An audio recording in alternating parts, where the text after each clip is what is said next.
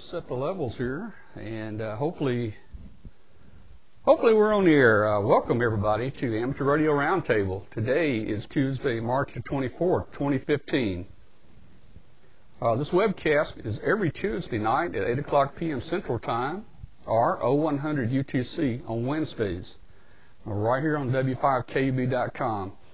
We need your help to spread the word. Our big webcasts like Dayton Hamvention and Huntsville, many people know about it, but a lot of people don't know we're doing a weekly show, so we really need you to help spread the word. We want to invite everybody, electronic enthusiasts, shortwave listeners. In fact, that's how I got my license. I started shortwave listening about 50 years ago, and it turned into a ham license. So tell your friends, shortwave listeners, everybody, Arduino people, if you're interested, to tune in and watch our show. We're also looking for talent or anything interesting that you might have to put on a show. Please send me an email or get in touch with me, and we'll try to schedule on one of the shows. Tonight we've got a great lineup, and each one of you can actually be on the show tonight. The second part of the show, I will send out a link that you can click on, and if you have a camera and a Google Plus account, if you click on that link, you can join us on the show, and we can have up to 10 people at one time join the show. So the lineup tonight includes a friend of mine from England, Steve Webster, M1ERS. We're going to hear from Steve about some of the activities he's doing to promote ham radio over in the UK.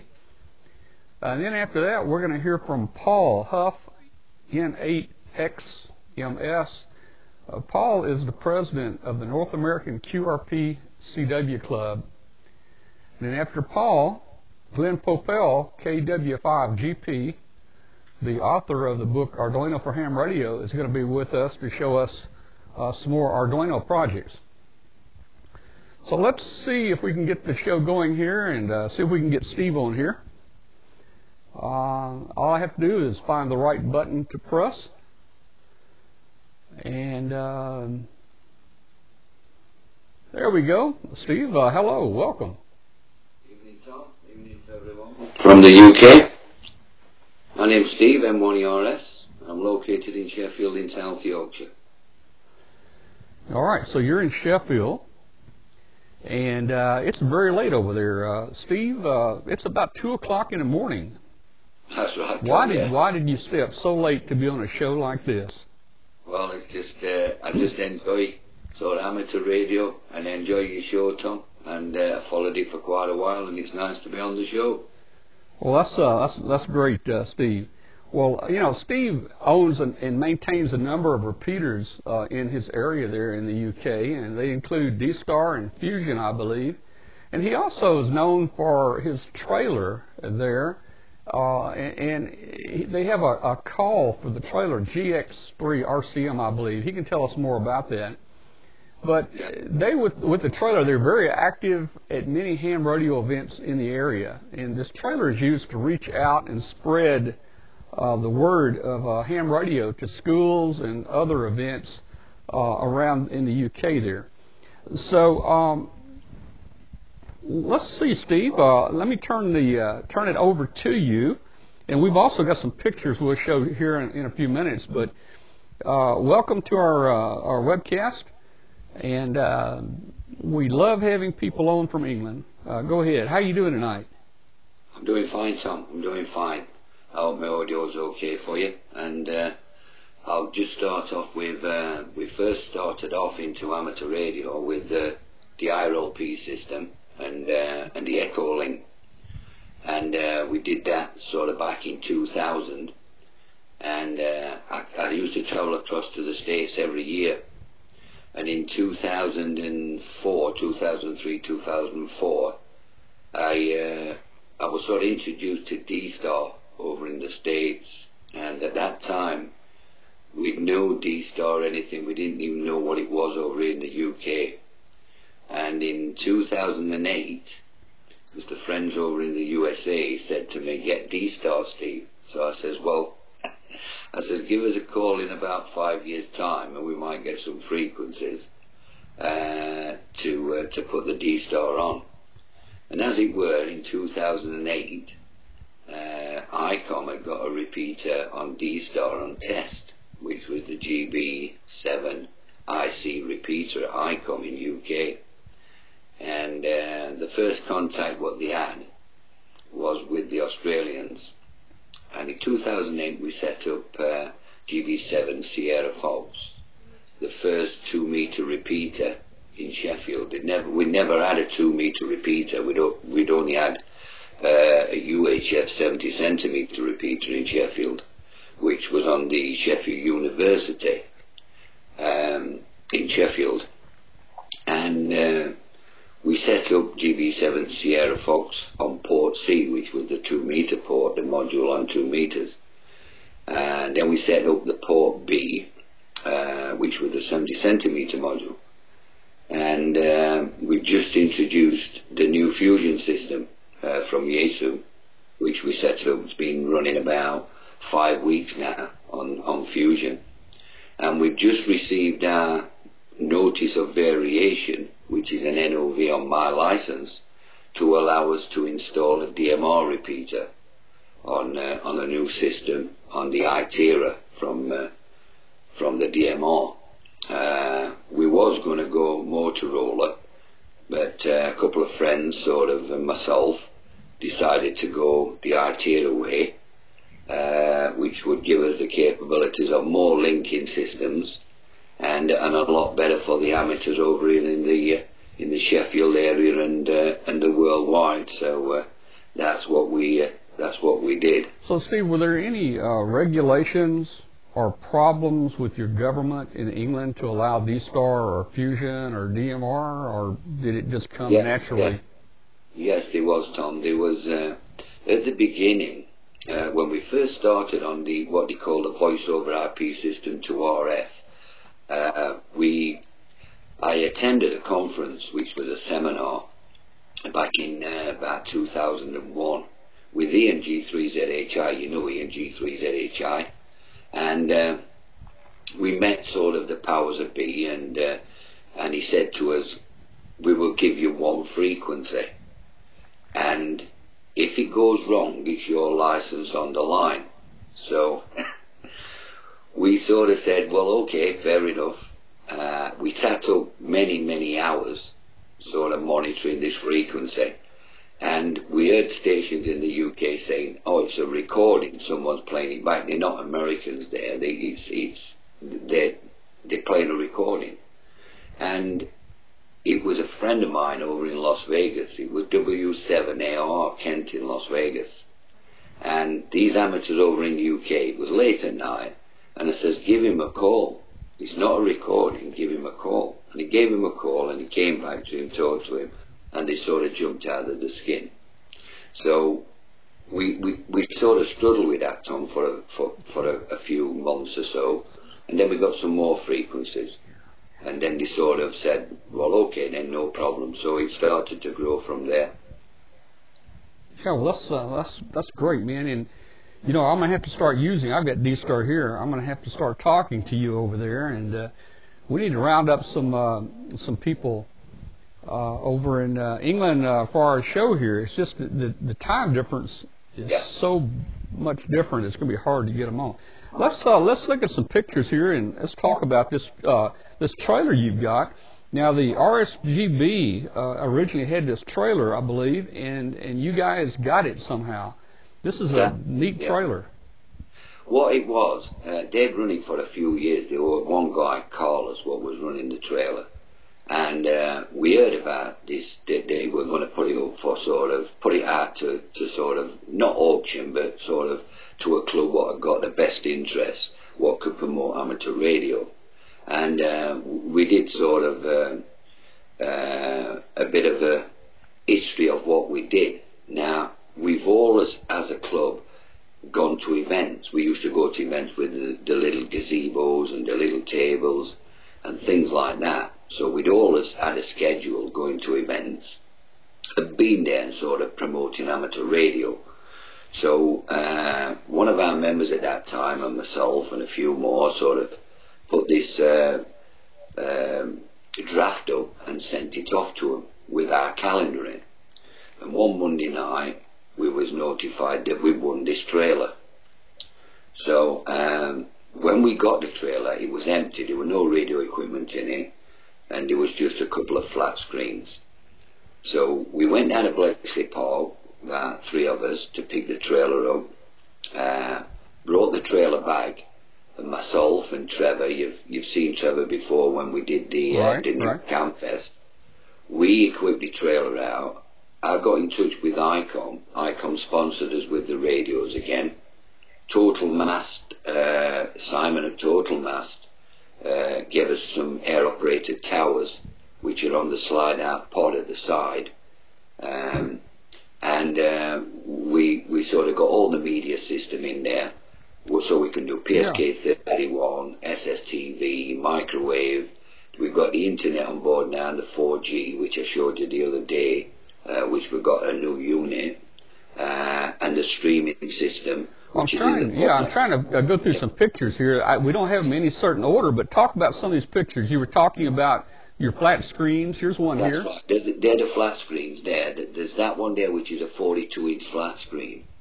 And in the far back wall, there's no picture, you can't see it on there, but there's another 32-inch flat screen. And a 26-inch flat screen in the corner. So what we usually do is we play the media on a media hard drive unit, which has got PowerPoint presentations all about amateur radio, all about the events we've got on, what we've been to, what we play on that screen there. And on the other screen, we usually put the satellite tracking program or something like that, or SSTV or PSK31, just to give a bit of interest to the visitors coming on board the trailer. We've got two cameras up on the roof. We've got one at the front, one at the rear, so we can do the filming when we stream. We set all that up with the wireless microphones. So that's what we've got so far with the trailer. And I run the trailer on my own at the moment. Well, I see. Is that the car that you pull it with? It looks a little small. You got to get a bigger car. Well, that's a V8. It's a Discovery V8. But what I'm going to do, Tom, is the box on the trailer, I'm taking it off that chassis and putting it onto a 7.5 ton, what they call a DAF 45 LF. So it will eliminate and give me more mileage, plus the Discovery, when I'm towing it on the motorway, the highway, with the backdraft from the wagons, I get a little bit of swing from side to side, and it's really, really hard. And the speed limit, I can only do like 35, 40 mile an hour. So I've decided to take it off that chassis, put it on a rigid wagon chassis, which is 7.5 ton. Wow. Okay. Well, here's a picture of a group of, it looks like Boy Scouts, maybe. That's right. So that was on IOTA in 2014. Okay. And what happened there? There was that many scouts that the scout leader said, "Is it all right, Steve, if I bring a minibus full of scouts? They stay for an hour, then I take them back and fetch some more scouts." And we had about 6 minibus fulls of scouts all through the day, Tom. So they really enjoyed themselves. They had a great time. They did some CW. They had some QSOs on D-Star and some on some HF.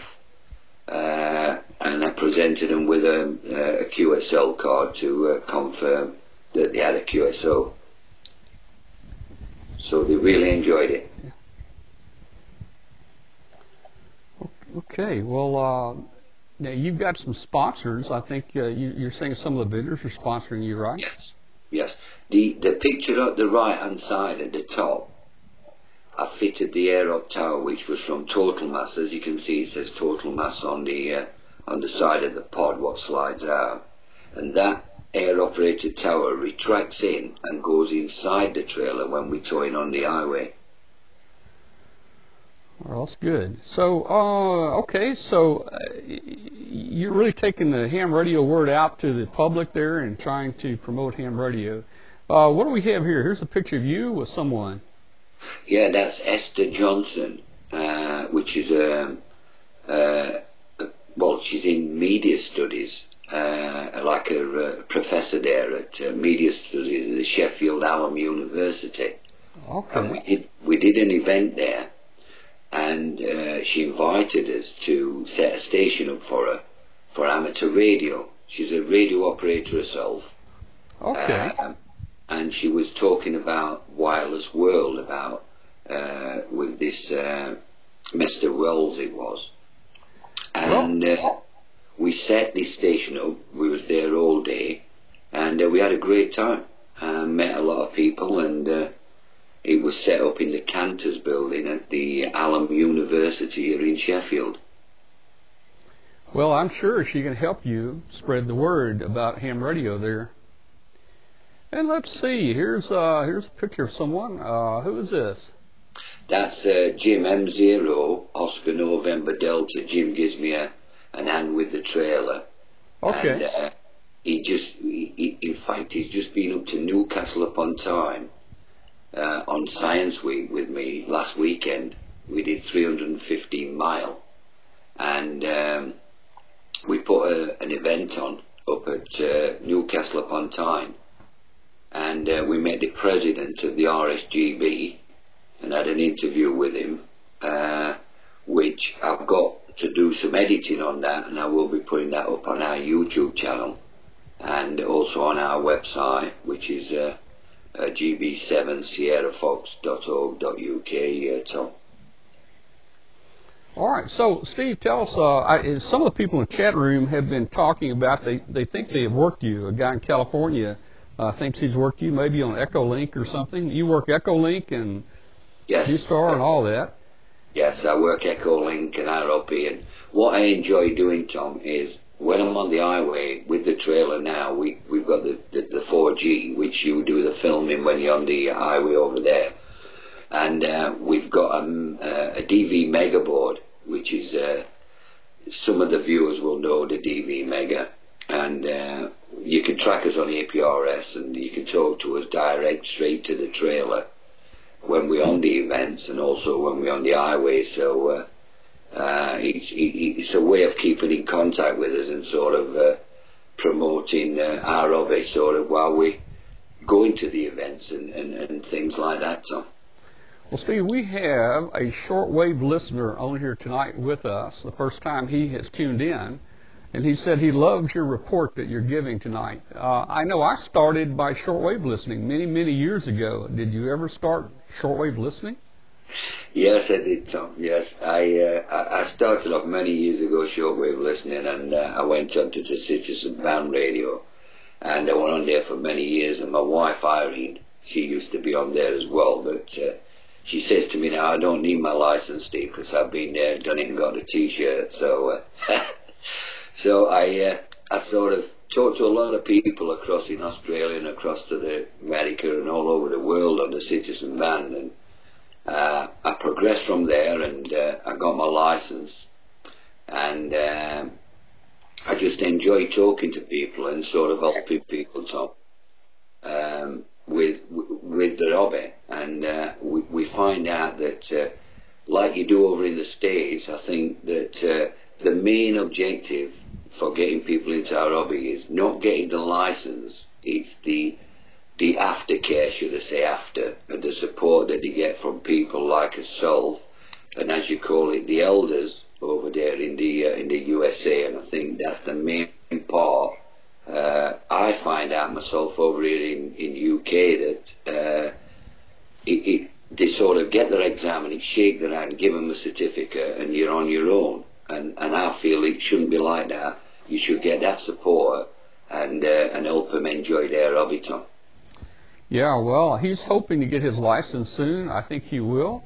We all started listening to shortwave. I think that's what got us excited about the radio, and we moved on from there to bigger and better things and able to talk to people. So that's kind of nice. Now, in England now, what's the ham population in England? It's pretty small compared to the U.S. Yes, it is. I know it will sound a little bit rude in a way, but we have a lot of what I call shortwave listeners with a license, because they don't do much talking. Oh, okay. And people say to me, I heard you the other day, Steve, and I said, well, why don't you give me a call? Why don't you talk to me? And, there's quite a lot of that. And I work HF, I work VHF, UHF, microwave, PSK31, SSTV.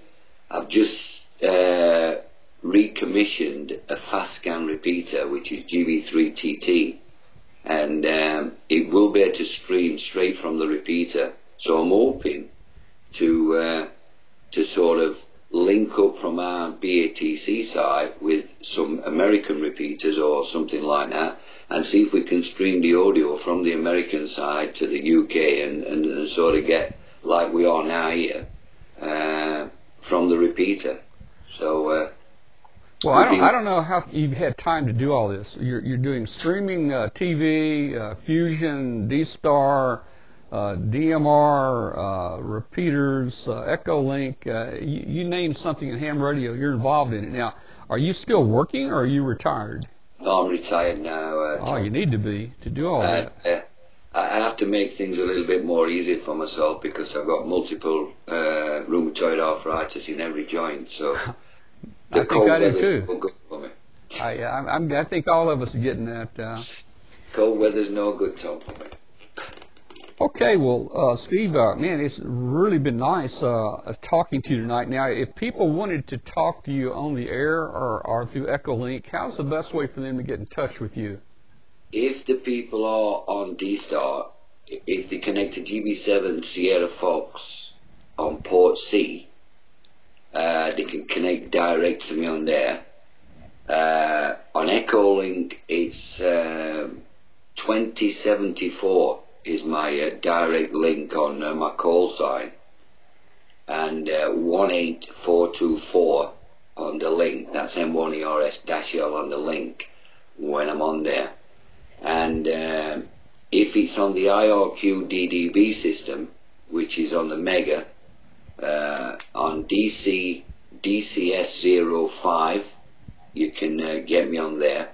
Or my direct link to the Mega is M1ERS space B, and that will connect me straight to the Mega board, and I can talk to you on the handheld.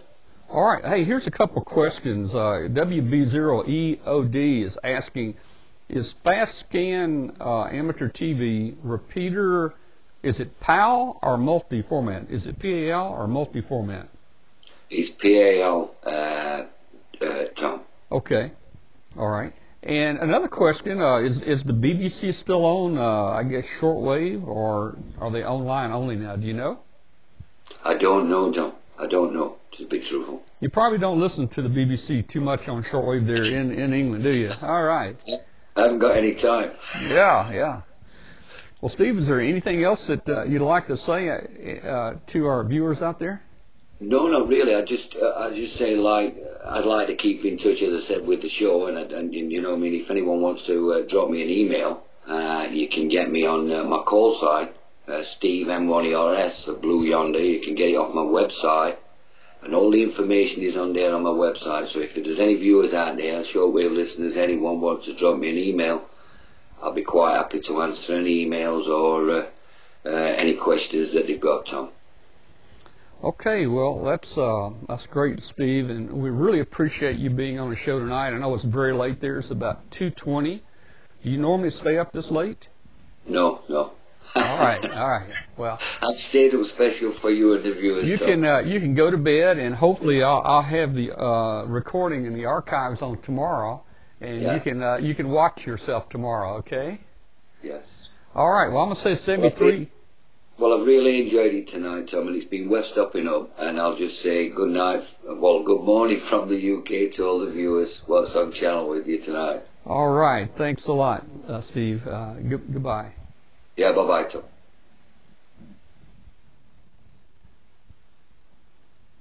All right. That was Steve Webster.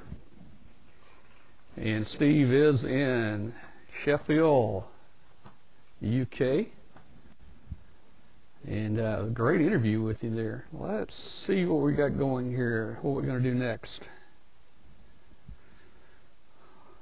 All right. We're going to bring in someone here from we're going to bring in the president of the North American QRPCW Club here in just a moment.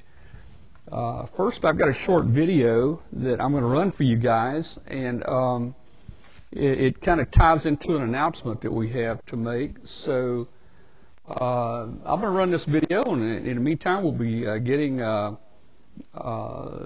QRP guys on here. So here we go. NA1SS, this is Whiskey 5, Kilo Uniform Bravo. Do you copy, Colonel? Whiskey 5, Kilo Uniform Bravo. Loud and clear aboard the space station. November Alpha 1, Sierra.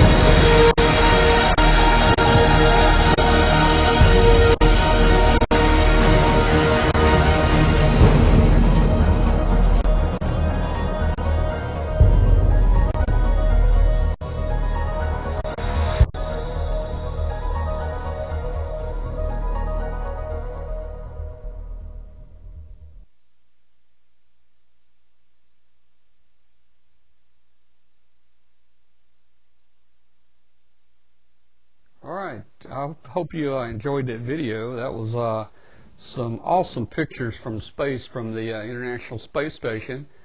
The reason I wanted to play that for you is allow me time to get Paul on our remote here, and also to tell you that I just talked with Colonel Doug Wheelock this past week, and he's going to join us again in Dayton this year on Friday. He will be co-hosting the W5KUB.com webcast again Friday up in Dayton. So if you missed him last year, get by and see him. He can only stay one day. I think he has some personal business and weddings he has to attend on Saturday. So that takes priority over ham radio, but he did work us into his schedule, and he does like being on our webcast, and he says he loves the ham radio community. He says they've been very good to him. Our next guest is Paul Huff, N8XMS.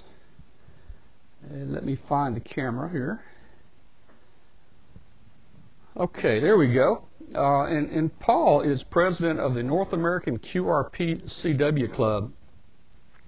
So, Paul, welcome to the webcast, and tell us what the NAQRPCC is. North American QRP-CW Club. Oh, I messed it up, didn't I? Gee. It's easy to mix up, yeah. It's, as the name implies, it's a club that emphasizes fun with both QRP and CW. 5 watts or less, and of course, Morse code sent by straight key or bug or paddle or even keyboard.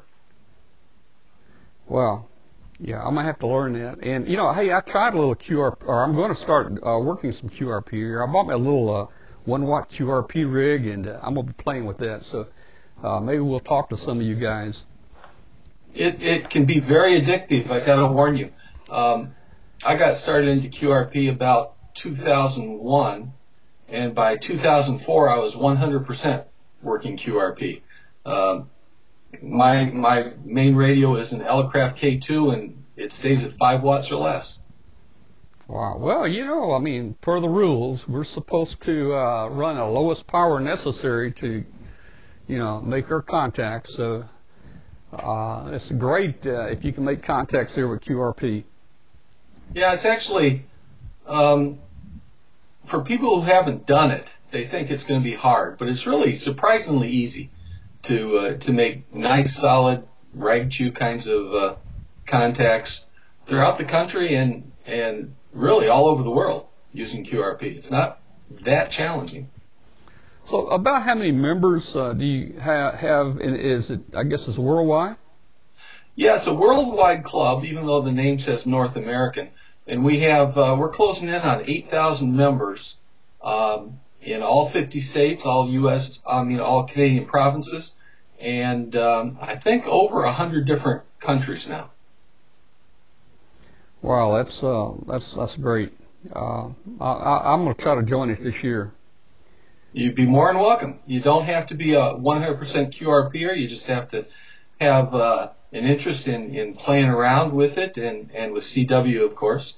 The club's been around for a little over 10 years, started in 2004, and the two fellows that got it going, when they were brainstorming for the club, they estimated they'd get maybe 50 members. Within 2 weeks, they had over 200. Within about 3 or 4 months, they had over 600. And as I said, now we're closing in on close to 8,000 members now. All right. Well, do this for me. Tell me again the initials so I can correct it on the lower thirds. It's NAQ. NAQCC. CC. Okay. Okay. I've got you corrected there. And they're asking already in the chat room about a website. Mm-hmm. And I think we have that on here. I think I have some pictures we can throw up. You have a slide of it. Let's do that.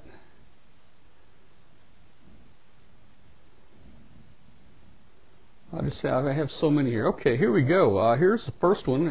Maybe you can make out what it is. Looks like it's Yeah, I can tell you a little bit about it. This is the home page for the club. We have a really extensive website. It's www.naqcc.info. But if you just do any internet search on NAQCC, you will find it. We have lots of help files on there for people who are just starting into CW and or QRP. We have schedules there for our CW nets, which we offer weekly at both slow speed and moderate speed to help people build up their operating skills. We have monthly activities, and just all kinds of information is available on that website, and that's just the home page that you see there. Well, hey, you've got one of your members here, WA2JSG, one of our regular viewers and friends, number 3457 in New Jersey. Okay. That's very good. Yeah. It's nice to know that a few people are watching. Oh, yeah, yeah. So this is your website, And looks like you've got, man, you've got hats, you've got everything on here if you want to be associated with this group. Oh yeah, sure. You can deck yourself out with a T-shirt or customized QSL cards and that sort of thing. And those are just those are offered by other groups, you know. Yeah. We just link to their sites. This I think is current challenges. Challenges, and this is the schedule of upcoming challenges. The challenges can be accumulate a certain number of miles at QRPP, which means less than 1 watt, or make 10 QSOs in a month with some homebrew gear. Or some of our most popular challenges are called alphabet challenges, where you use the letters of call signs of people that you have worked to form words. And the words are a list of words that will have a theme to them. Perhaps a sports theme, or perhaps some historical theme from amateur radio or something like that. So we have these monthly challenges. They're pretty popular, a lot of fun. Well, I tell you, your group is taking over the chat room. I'm seeing numbers 6583, 7712, 5697, and 4984. They're all saying hello to you. So, do you know? I guess you know people's by call letters, not by number, right? Yeah, for the most part. Yeah, I don't know their numbers. Yeah, okay. With almost 8,000 numbers, that'd be a little challenging. Well, let's see what's on the next picture here. This looks like a current month sprint. Yeah, we have every month we have a 2-hour sprint in the evening. It's either on a Tuesday or a Wednesday evening. And it's a very popular activity for many, many, many months in a row. We've had well over 100 logs submitted for it. We have categories for straight key, so people who are just learning Morse code, who are a little bit slow, can feel very comfortable in the sprint. Others can use bugs, others can use paddles or even keyboards, and they're all broken down into different categories. One of the things I should have mentioned about our club, we put a big emphasis on what we call simple wire antennas, non-gain antennas. Mm-hmm. So most of our members are doing their QRP activities with dipoles or basic verticals or something like that. And in our sprints, again, for the sort of the competition side of it, there's a separate category for people using simple wire antennas as opposed to gain type of antennas. All right, let's see what this last picture is. Well, we got a couple here. Let's see. Have we talked about this one? That was the sprints. That's the sprints, yep. And then we've got... this is just a couple of pages from our monthly newsletter. We put out a newsletter that's 40-plus pages, and it has all kinds of information in it, reports from members and so on. And these pages are showing some pictures from one of our local chapters. You know, we're a big organization. We've never had any sort of convention or get-together, but we do have local chapters where some guys will get together to do portable operations, or to perhaps go operate from a museum submarine radio room, or they'll meet for breakfast and then go out to a park and throw some wires up into the trees. And I think the pages here from this newsletter are showing a portable activity from one of our local chapters. Well, and I tell you, you know, by running low power there, you don't have to carry such a big battery with you, do you? No. As a matter of fact, a few weeks ago, I was on vacation in Arizona, and I don't know, does that show up? This is the radio I had with it. Oh, yeah. KX1. And, it has 6 AA batteries inside of it, and I made all kinds of contacts with it. Wow. Threw a wire up over some trees outside of the apartment we were staying at, had a counterposed wire down on the floor, and didn't make any spectacular contacts, but some good solid contacts, a lot with California, other places out west. I was in Arizona, as I said. Well, it was a lot of fun. That's amazing, radio like that with AA batteries in it. It's just wow. Yeah, it is. Makes me want to get one. And there's an extra, for me, there's an extra rush that I get using equipment that I built. That's a kit radio. And I really enjoy melting the solder and building those radios. Okay. Well, I tell you, I'm glad that we've got a lot of your QRP club, CW club on here tonight, and I hope they come back each week to our webcast. And we like to have segments like this as much as we can. We're looking for new segments every week. We have to find new things to put on. And you know, when you guys go out and you have some of these contests and you want to come back and talk again and tell us about them, we'd love to have you on here. Okay, that'd be great. What else? Let me give you the short version of how the club started, because it's kind of an interesting story, if I may. There are two fellows in Pennsylvania. Tom, current call sign is WY3H, although I think he lives in Georgia now, and John, K3WWP. Well, Tom had a lapsed ham license. He'd been a ham. I think he had a house fire, and in recovering from that, his ticket had expired. But he was a reporter or a writer for the local newspaper. And he heard about this fellow named John, K3WWP, who at that time had a streak going of making at least one QRP contact every day. And I think at that time it was about 10 years. So he said, well, that might be an interesting story. And so he went and interviewed John and wrote an article for his local newspaper there. And they struck up a friendship, and that rekindled Tom's interest in ham radio. And since John was a QRPer, Tom sort of naturally went to QRP with it. And as their friendship developed, they got to brainstorming about,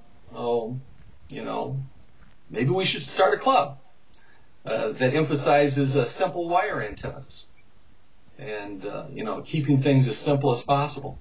And as I said, when they first got that idea, they were anticipating maybe 50 members, and it has just exploded to what we have today. Really, well, it's come a long ways. It really has.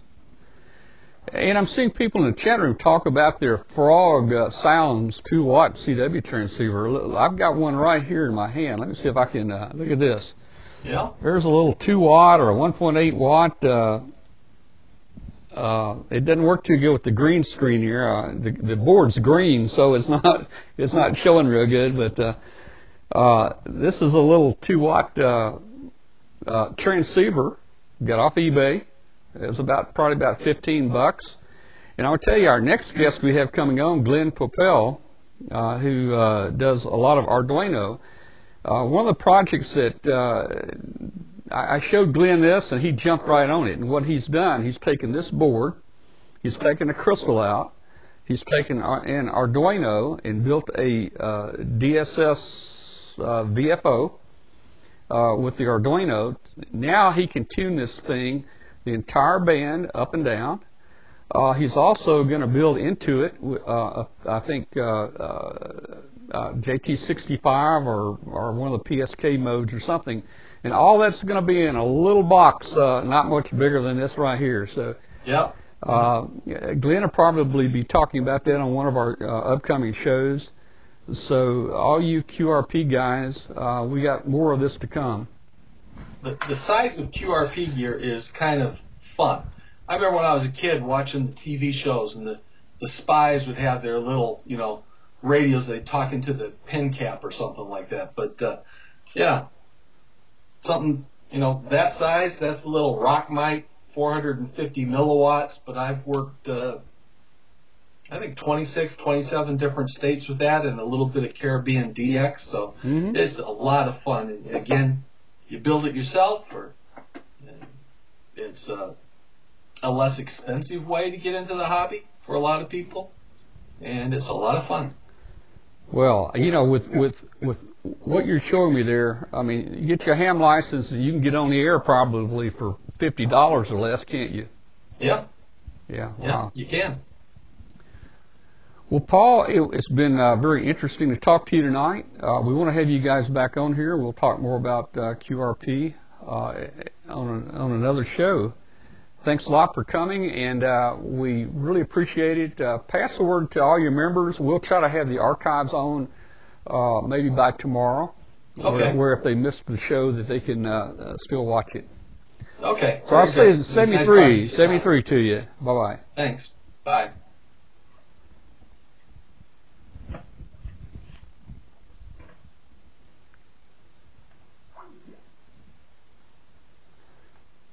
Okay, that was a real interesting conversation we had with Paul there.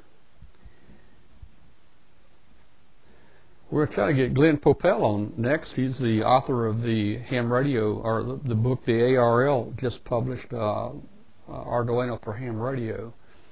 So we'll have him on here in just a moment. I wanted to run something kind of special here. We have a short trailer clip from the McMinn County Amateur Radio Club. They sent me this, and I want to put it on. If you want to see the longer version and find out exactly what the medicine was, or the solution was, you'll have to tune in to their YouTube channel. But I'm going to run this little short clip here from the McMinn County Amateur Radio Club, and it's about one of their upcoming ham fests. And it was sent to us by Phil Pritchard, KC4JIY. So here we go. Let me find it. Here we go. The following is presented for the health and welfare of amateur radio operators everywhere. I wish that doctor would hurry up. I've got to make a call. Good morning, Bill. Doc Holliday. Hi. Anne Marie, good to see you. How you doing, Bill? Not well. I'm off my feed. Feel nervous and upset all the time. I don't know. It just all of a sudden came on. Oh, so you're a ham operator. Yes. And when you operate your ham radio, those symptoms tend to get better. Yes, they do. His presentation, his symptoms, and everything that I can see on physical examination lead me to make the diagnosis of ham-fest fever. Ham-fest fever? It's a condition that occurs usually about this time of year, and it continues. The symptoms may get worse up until July. I first saw these symptoms about 11 years ago when the first McMinn County Amateur Ham Radio Hamfest occurred. I have found that there is a cure for hamfest fever. It's not like we have to let him continue with these symptoms and not be treated. Well, what is it? I mean, he can't look at him. He can't go on like this. Anna Marie, do you have any other questions? Or Bill, do you have any questions? I think I understand what we need to do now. Well, I'll just write out the information and the directions you need to begin the treatment. Okay.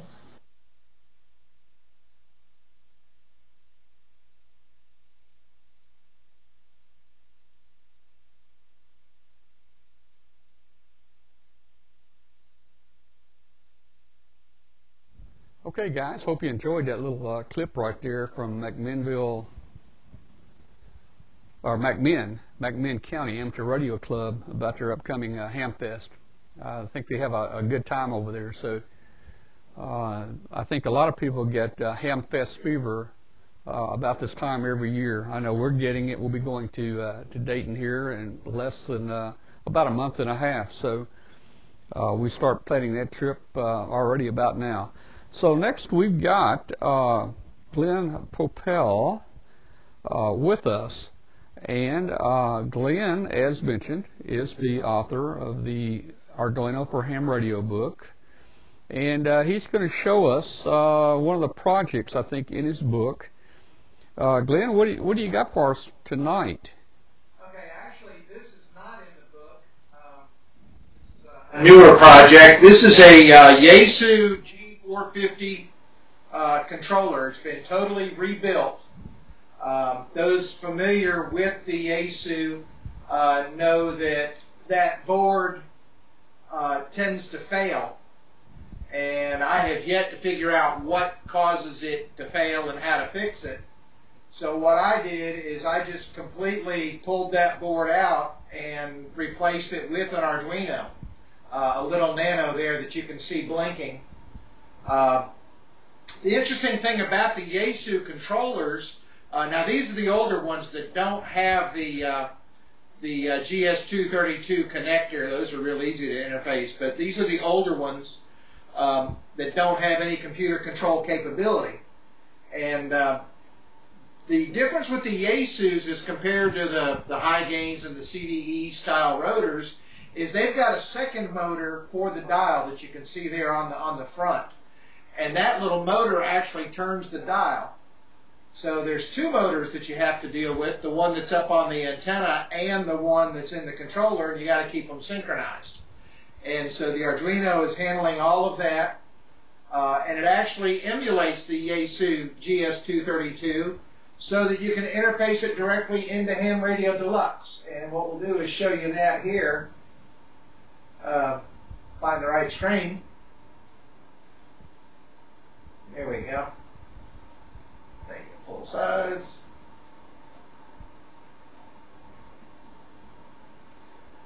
And you should be seeing the Ham Radio Deluxe right now. And with that, I've got complete control of this rotor. Now, we're not going to turn it very far because it makes a lot of noise. But I have complete control on this rotor. And it's all automatic. And this is, this really, turns that into a serious controller. Let's go back to the controller itself here. Now, Glenn, just a question. This Yaesu rotor box that you're showing us, it's been known that board goes bad, whether it be hit by lightning or load or whatever. I mean, that board goes bad, and it's pretty expensive to try to get that repaired. Right. What this Arduino board, you made it where it drops right in, right? All the connectors from the original rotor plug right into it, right? That's correct. Let me get over there in a minute. Once I get my video back, I'm trying to figure out how to stop sharing, and it won't stop sharing. Well, I may have to come down to Mississippi and help you turn that off. Yeah. It won't let me get to that screen and stop sharing for whatever reason. All right, I'll tell you what. You work on that for a minute. You'll get it.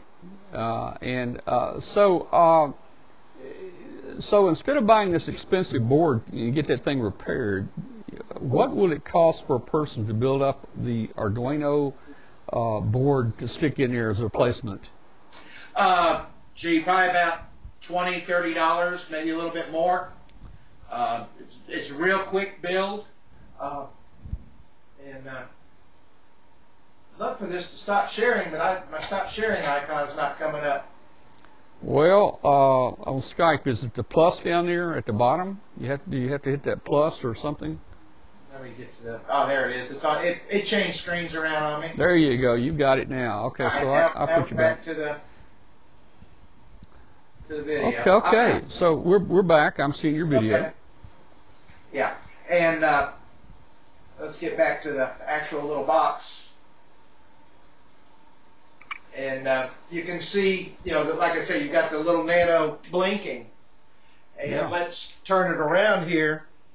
And what I've done is I put a twist lock connector on this. You're going to need to push it back a little bit. We're not seeing all of it. Okay. Different direction. Keep going. Yeah, keep going. And we've got a little twist lock on the back. Oh, yeah, I see that. And that's the original connector that comes with it. And by putting the twist lock, it makes it a lot easier for portable operations. We use this guy for field day. And like I say, you can see the biggest thing is you've got to have the analog to digital converter here, and this is the motor driver here. And it's actually plug compatible with the existing board. I can actually put the original board back in. And now let me show you something else here. Which one? Okay. Got to grab them both here. And I'll show the drawings and stuff for this in just a minute. This is the exact same thing for the G800. Just a slight different twist on the circuit, like 1 or 2 wiring changes, and this will handle the G800. And this is actually the rotor controller we use for our field day HF antenna. So this will tie into this will actually interface into like Ham Radio Deluxe. Correct. And you see on the back here, I've got a little mini USB connector right there, and you just plug that into the PC, and it will connect and talk to Ham Radio Deluxe. So when you're using Ham Radio Deluxe, I don't use it personally, but you're making a contact or logging in, or you look to call up or something. The Ham Radio Deluxe is going to turn your beam the right direction? Yeah, you can use call lookups or point and click on the map, give it a direction in degrees. Any of those 3 ways you can select where you want it to turn to. And like I say, to make the later model Yaesus do this, you need the GS232, which last time I looked on HRO was like $600 or $700. Wow. And this total rebuild, like I say, it's about $30, $40. Now this one here is a twist. This is actually a working G800. You can see the original Yaesu board here. Mm-hmm. And then I've got a little add-on board here. This is what lets it talk to HRD. And, got our A to D converter to sense positions, our relays to drive. And these relays are actually in parallel with the front panel switches. Yeah, so you can still use the front panel switches to turn this as well. So we have a question here in the chat room. Will it automatically track the satellites when using DM780 in Ham Radio Deluxe? The G800 is an azimuth only. The 450 is an azimuth only. Right. Now, in my book, I do actually do this with the Yaesu G5400, 5500 satellite controllers. Okay. I've got one over here on the other side of the shack here, which you'll see in a little bit, that I actually use that with my satellite array to track. All right, and they're talking about Ham Radio Deluxe, how they like it. Well, let me just make an announcement that normally we give out licensed copies of Ham Radio Deluxe as prizes when we go on our Hamfest and Hamvention webcast. So Ham Radio Deluxe prizes are going to be coming up, guys. Yeah. Now, as you can see on this one, let me get my orientation right. This is the actual little control board. And you can see there's just not a whole lot of wiring to it. 2 relays, 2 transistors, the little analog to digital converter, the nano, and then the wires to tie everything in. That'll cost you about $20, $30 to build. And it'll tie right into HRD. The software is already written. This is planned to be a project for my second book. Ha ha ha. All right. Planned, and I'll show you that in a minute. Let's go ahead and... Well, I just want to say this. The few Arduino projects I've built, and of course you've helped me with, have been so simple, and the fact that it requires almost no external parts. I mean, you can build a CW copy machine, a CW keyboard with 3 or 4 parts in addition to the Arduino. It takes almost nothing. Right. Now I can show this here. Go back over here and call this up, and we'll start with that one.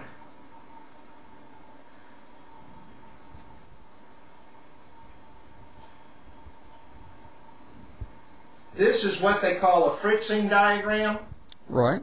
It's more of a pictorial representation of the schematic. I include these in the book simply because it's a whole lot easier sometimes just to follow wires than to try to read a schematic, so that you have the schematic and this. But as you can see, there's just not a whole lot to the G450. Mostly wires. Right, and the 800 is virtually the same. Let's get the other one here.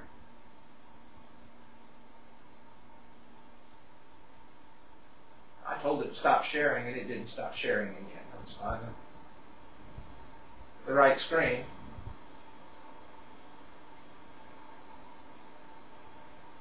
Did it?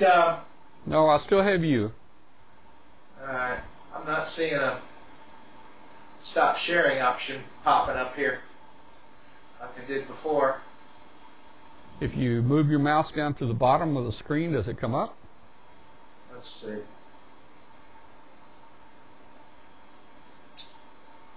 No, it does not.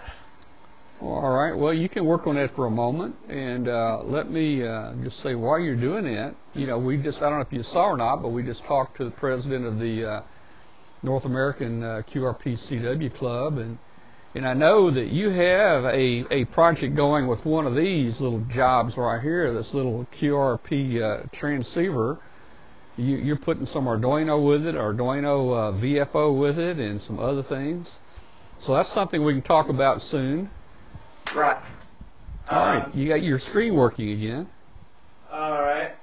Let's see. All right. Now we can. Let me call up that schematic that I was wanting to show.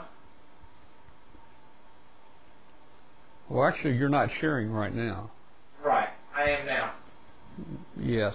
And that is the actual schematic for the controller. And the only real difference between the 450 and the 800 is the way the opto isolator here is coupled in. On the 450 it uses a different pin, and it does it just a little bit differently, but the two circuits are virtually 100% identical. All right, here's a question in the chat room. Are you going to offer a digital version of your book? Not as far as I know. ARRL doesn't do digital. We talked about that the first time around. That may change if and when there is a second book. Right now, that's best I can say is it's on hold, and not for any normal reason. There's been a whole lot of stuff flying back and forth between me and ARRL, and let's just say there's another project that got stuck in between. Okay. And that is, let's just say we signed some stuff. And it's not an Arduino project, but it's going to be a very cool project, and I'm going to be working on that over the next few months. Once I get a little further along, I'll explain exactly what I got going on and whatnot, but for now I'm just going to have to bear with me until I get through the beginning of it and make sure I can actually do this thing. But let me see if I can't find a picture of what we were talking about with the little radios. Okay. I've got those here. Now, unfortunately, they are still out getting cute little laser cut cases. So you're going to have to see the ugly version. And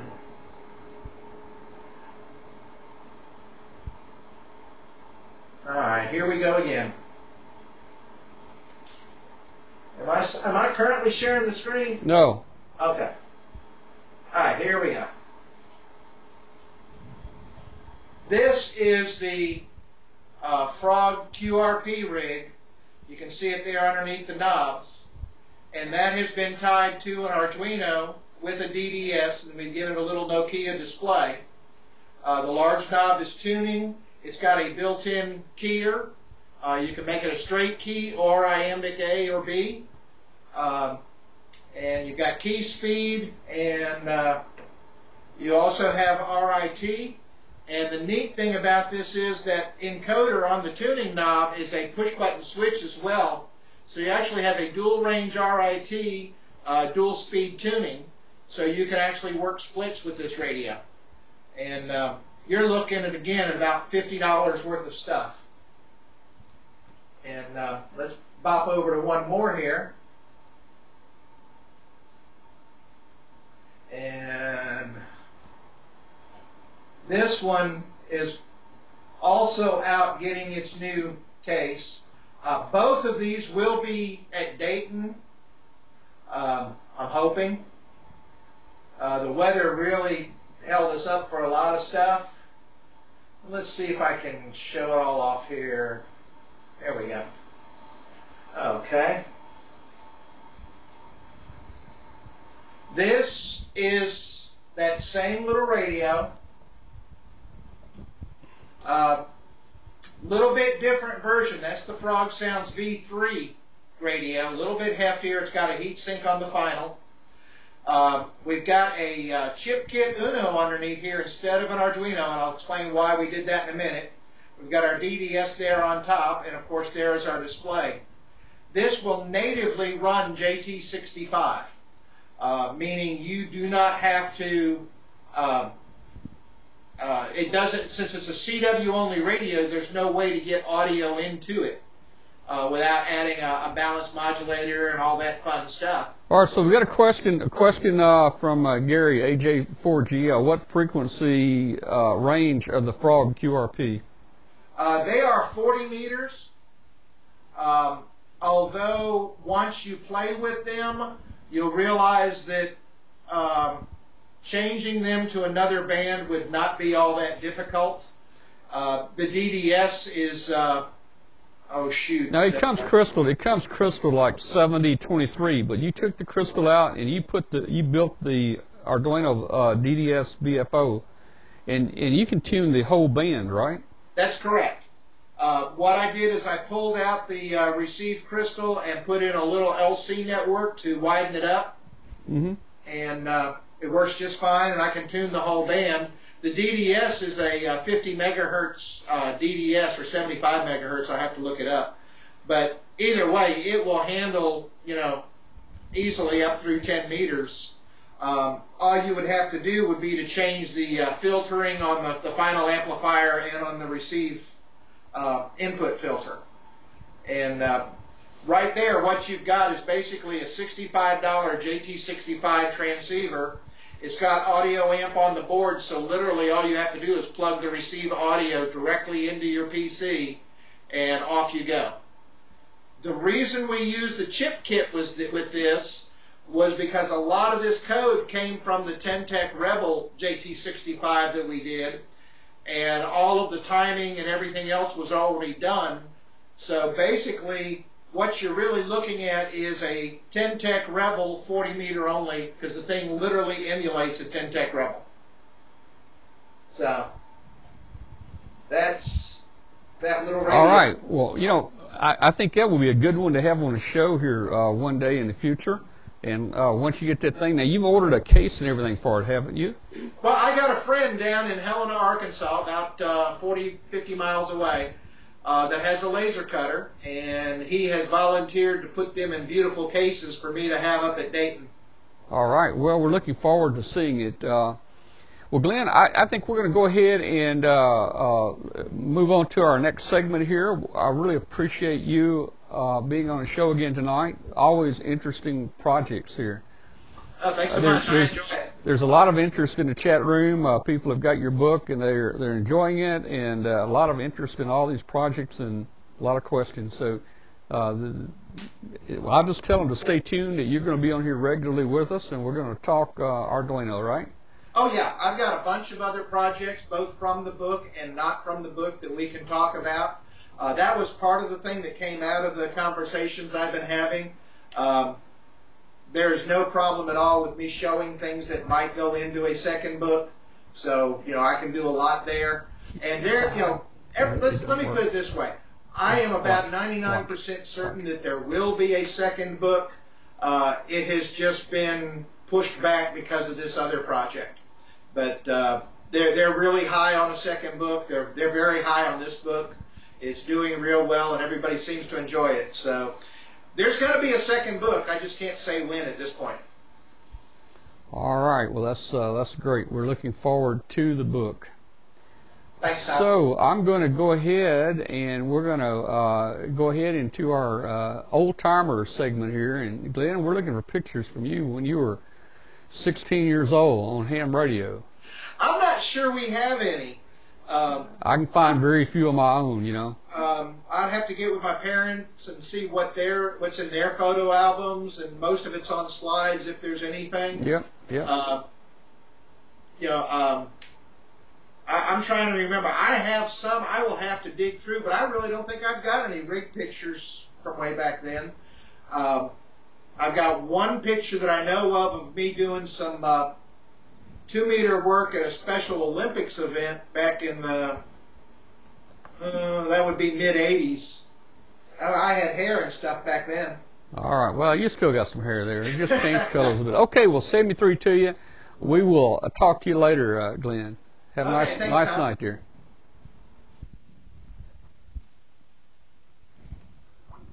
All right, that was Glen Popiel.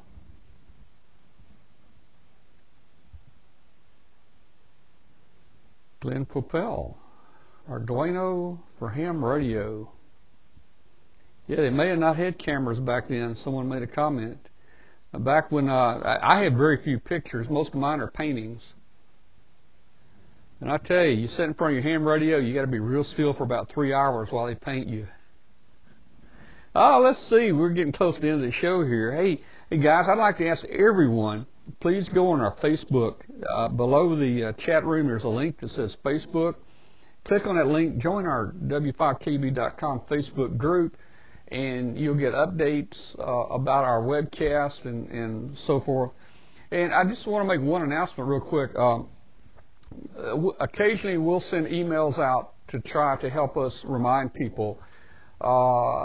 We don't want to upset you. If for some reason you're getting emails and you don't think you want them, just let us know, and we'll be glad to take you off the email list.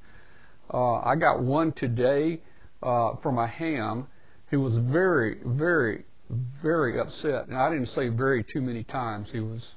That was very upsetting, and he was pretty mad at us. But we get about one person out of thousands that act like this guy did. But I offered to take him off the list, but he never would tell me the email address where he received it. So not much I can do for the guy. Anyway, if you want to be removed from our list, just tell us to remove and we'll get you off of there. Please join our Facebook group. Hey, we got Dayton coming up. A lot of exciting things are going to happen. We got Colonel Doug coming in with us. Another announcement, I don't know if you guys have heard or not, but our web broadcast has been selected by the Dayton Hamvention as the Special Achievement Award winner for this year. So they give away about 3 awards every year. There at Hamvention, and the webcast receives special achievement. I guess it's a worldwide deal. We're very honored to get that award, and it's only because of our viewers. If we didn't have the viewers, we would not be able to even have a show like this. So let's look real quick and see what we got. We've got just a few. We need your pictures. We're looking for vintage pictures, but I tell you what, we're going to expand the show. We're going to call it Vintage and Present Day. So if you've had pictures of old pictures, we'll put them on. If you have present shack pictures, we'll put them on. And it would be really cool to see a picture that you had a shack in 1959 and a shack in 2015 to see the difference. It would just really be cool. So, we're looking for your pictures. Send us pictures in. We want to put them on, either present or past. This week, we got, this is a cool one. Larry is a faithful watcher of us. And here's Larry. Larry WD0ADX, I believe. And this is Larry on his Drake TR4C that his parents bought for him when he got his general license back in 1977. And man, that was a beautiful radio right there. I got my license in 1964. My parents bought me a transmitter and then a receiver. And, back then it wasn't cheap, but it's a great hobby and they knew it. So I think Larry's parents knew he was getting into a great hobby, and they bought him that nice transceiver right there. You know, hey, back when I started, we didn't have transceivers back then. It was the olden days. They paint your picture, and we had a transmitter and a receiver. So that's from Gary there. And then we've got another picture here. This is from Cliff, K4MLD, back in 1971. I'm not sure. He may be saying car 54, where are you? I'm not sure there, but man, that was almost back as far as I go. So, and my hair was dark like that too back then, but it's not now. So let's see what Cliff looks like today. We got a picture of him in his shack today. Let's see if his hair is still black like that. We know mine's not. So here we go. Here's Cliff today in his shack today. So he's got a hat on. It looks like he's got his hair cut pretty short. So he's got a mustache. I see a little bit of graying there, but the guy looks pretty good, you know. Looks pretty good, and his station looks really nice there. So he's come a long ways as he has had his ham radio career there. Oh, let's see. I've already given you an announcement. Colonel Doug's with us. We need pictures. We're always looking for interesting segments on the show. If you'd like to be on the show, let me change my camera. If you'd like to be on the show, just send us an email. We're looking for segments on anything: DX, digital, Earth, Moon, Earthbound, satellite, home brewing, anything. Again, join our webcast Facebook group. Now it's time for our roundtable, where you can join in our webcast by putting your video on the webcast. Now, I forgot to make a link tonight, and I forgot to set up the roundtable, but I have a friend that has a roundtable going on right now, so I provided the link for his roundtable. So we all need to go in here and crash his roundtable and take over the channel. Up to 10 people can be on at a time. Now, we're going to keep the webcast going, and if you come in on the roundtable, people are actually going to see you on the webcast. So hopefully we'll see you over there. Let me send that link again for you guys to click on. If you'll click on this link right here, and if you've got a camera and a Google Plus account, you will be on our show.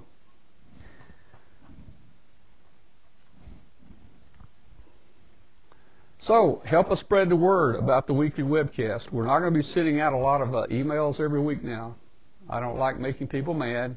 Even one's too many for me. So the best news is to watch our Facebook group. Help us spread the word. We're looking for anybody that likes to work on Arduino or electronics.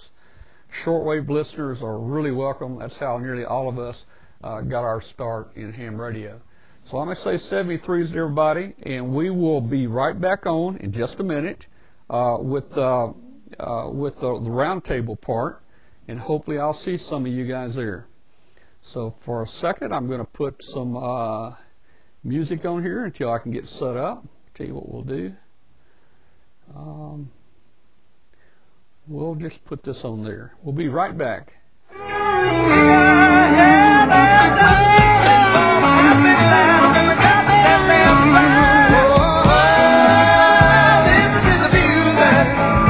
Oh,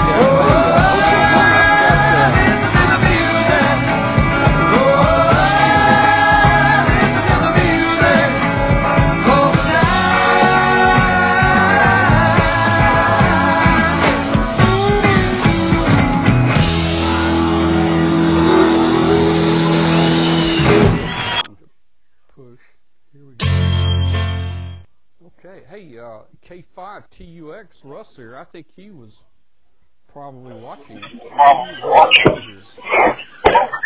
was, and I did. Very good. See, Yeah, and Russ, if you want to join the community, well, this is actually a community hangout. You guys got okay. The snowplow comes through in a little while. It's a community. Hold on just a second. Hold on just a second. I'll grab if I don't piss you off, you won't leave either.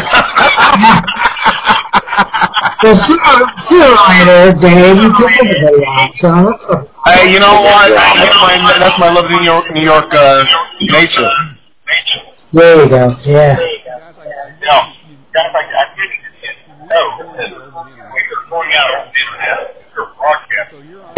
Well, then we need to take care of that echo that somebody's got.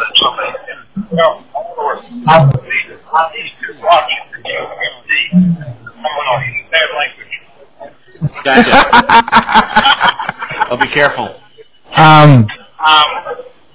Let's see, Russ, I got a link in the chat to join the community, and I also see we have Glenn in there, and we have Gary in there, and again, everybody's welcome to join the Ham Radio Hangout community. Still got a little bit coming back.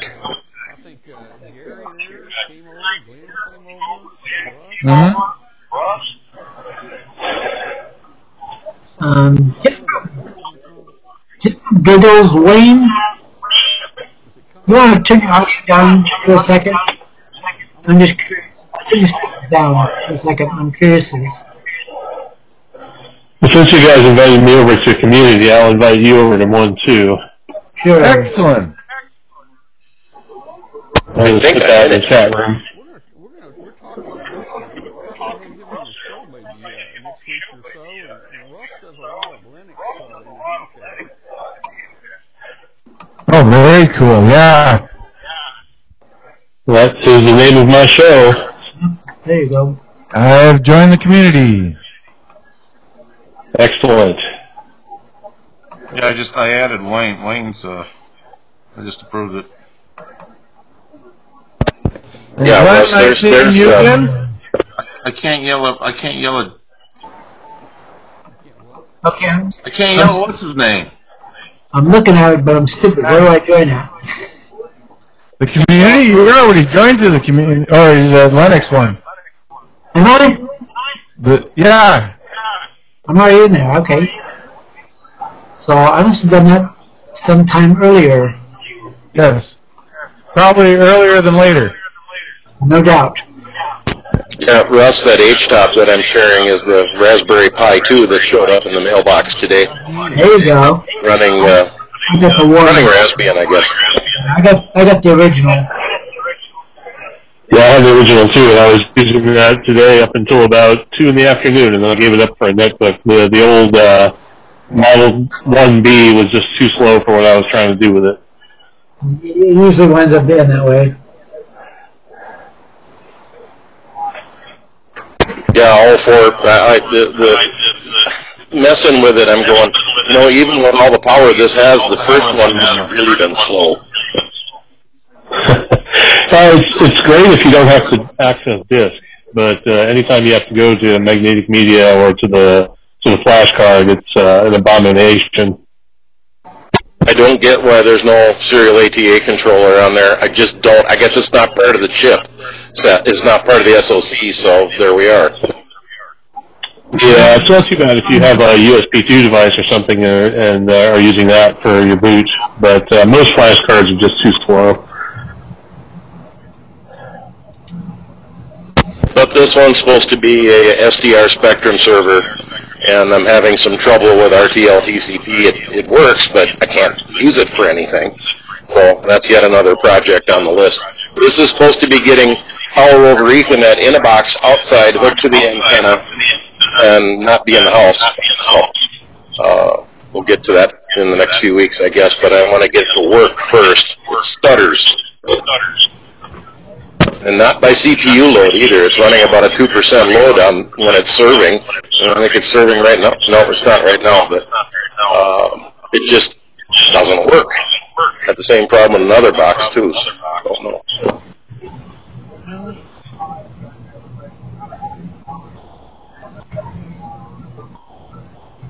I see puppy. Just one? Oh yeah, just one.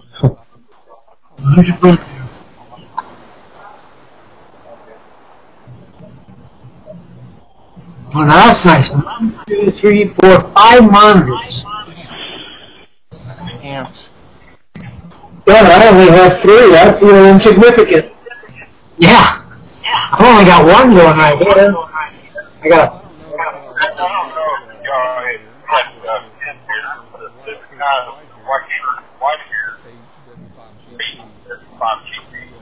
wrote the book published Arduino for Ham Radio, and he's on our show quite often talking about Arduino projects.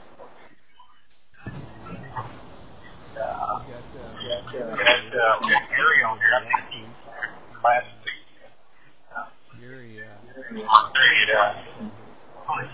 project.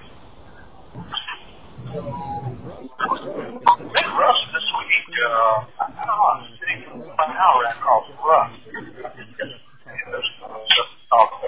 Well, it was in the post chat from This Week in Amateur Radio.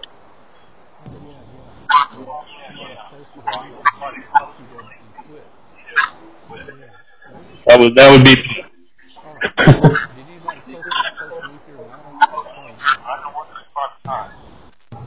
I wasn't there.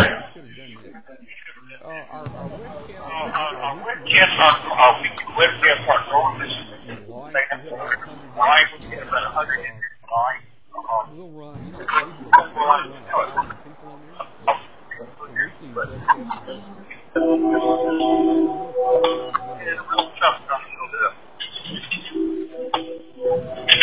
Hey Dan, message in the chat. Yeah, I got it. I'm looking it up now.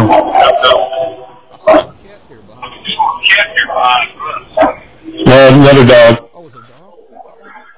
Yep. Yeah, he blocked me.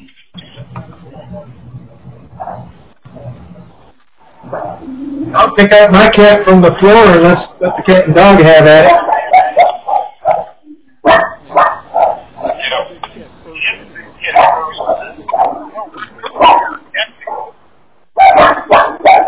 There was somebody on here.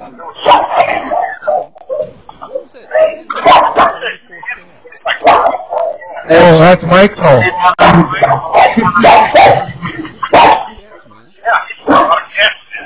Mm-hmm.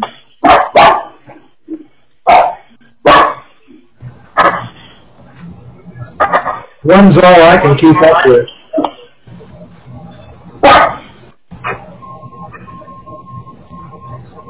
Who's doggy?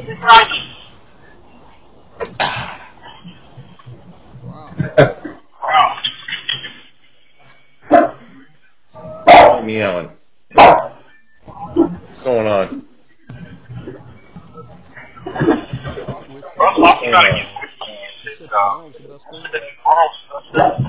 Yeah, tomorrow's the best day for me. Thursday, Friday, Saturday, I'm usually pretty straight out. Dave in the chat. Yeah. Gentile? Yeah.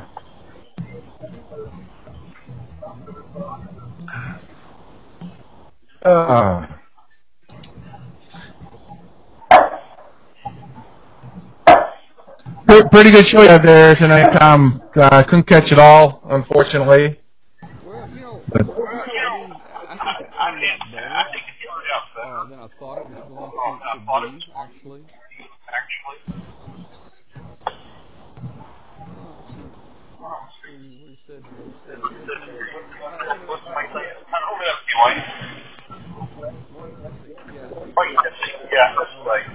It's my normal Canada sign that points the wrong way. Got it. Well, how come your camera's not? I mess around. I'm a fool. Okay.